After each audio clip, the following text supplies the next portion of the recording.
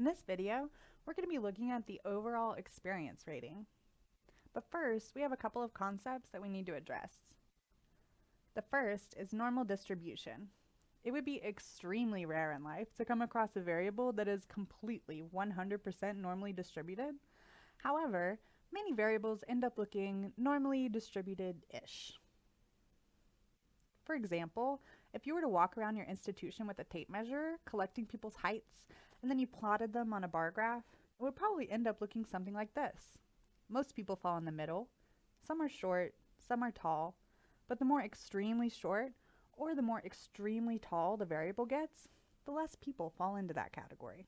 Things tend to taper off in each direction. The same would be true if you were measuring IQ, number of hours slept per night, income, or many other variables. Let's say that the average person in this sample is 5'8". Now imagine you're walking around measuring heights at your institution, but the tape measure that you have only goes up to 5'8". So you grouped everyone that was taller than that into a category called greater than or equal to 5'8". This category would be way larger than the others. Most of your data would be lumped to the far right. It isn't that we don't have people who are very tall or just kind of tall. We just don't have a tape measure that can distinguish them from people of average height. This brings us to our next concept, ceiling effect. Ceiling effects can occur when our instrument isn't sensitive enough to measure the differences between groups. Let's do a few examples. Imagine we are trying to measure knowledge. We have a program or an exhibit that's trying to teach people something. We give them a pretest, and 92% of our sample gets an A. Are these people so smart that they don't need to learn anything? Is there no room for improvement? Probably not. More than likely, our instrument is not sensitive enough to tease out the people who know a lot about the topic from people who don't. Then we give them a post-test. A's went up to 96%. We create a graph showing the changes in A's and B's and C's to F's from pre to post-test. Did our program make a difference? It's hard to tell, right? So what would we do to fix this problem? We would create an instrument that is better at separating groups of people that are different from each other. We would make the test a little more difficult. If we did that, we would end up with a pretest and a post-test graph that looks more like a normal curve. That way, when we compare pretest A's and B's to post-test A's and B's, we can see to what degree our program made a difference.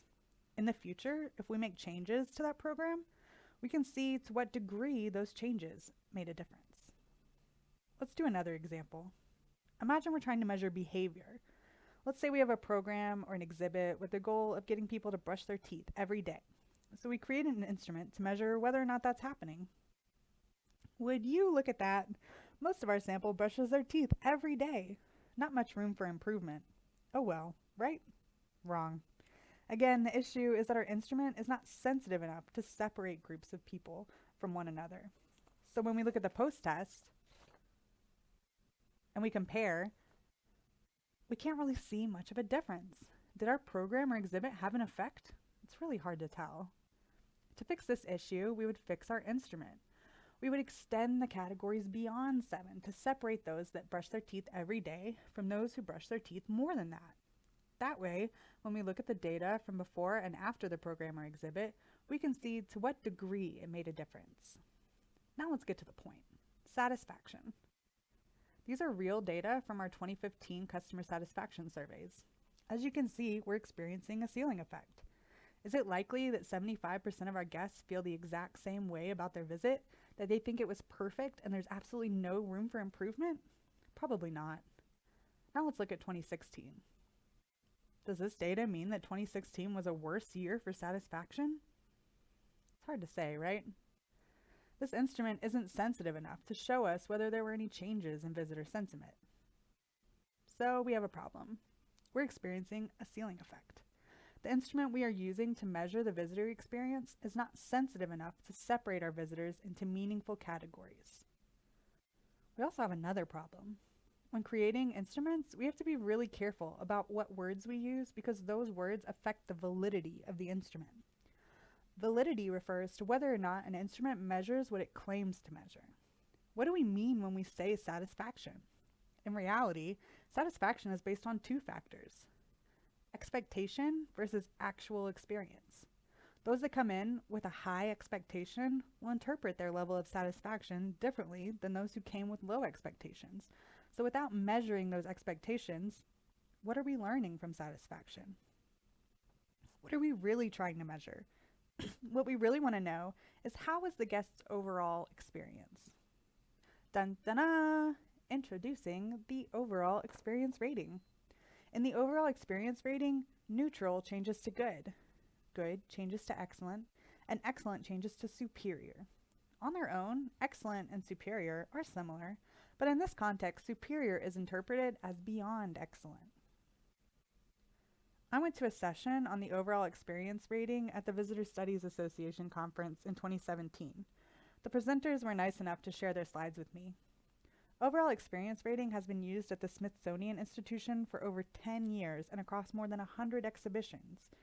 Andrew Pekarik is its champion, and he has brought many institutions over to his side, including the Cleveland Museum of Art, the Philadelphia Museum of Art, and the Denver Zoo, who were all co-presenters in the session. The overall experience rating is phrased as such: please rate your overall experience at this museum, exhibit, or program with answers in order from least to greatest: poor, fair, good, excellent, superior. They conducted an experiment comparing OER to other traditional scales, including a fully grounded scale, a numerical scale, and a bipolar scale. They gave out surveys that were entirely the same besides the provided scale, in order to be able to make comparisons. As you can see, the traditional scales tend to show signs of the ceiling effect. Most responses fall into the category at the far end of the scale. However, when using the overall experience rating scale, we can see that responses now appear in more of a normal curve. We have succeeded in teasing out the differences between respondents in that top category.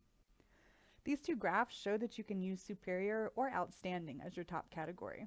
What is important is that you give respondents a choice above excellent. They also conducted interviews to look at the differences between these groups.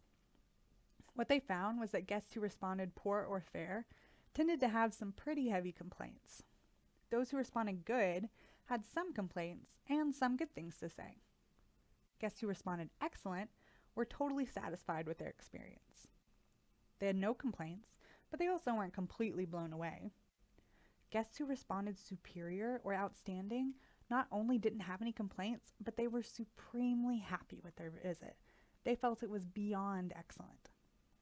The results of those interviews help us to frame the conversation. What results do we want to see from our overall experience rating?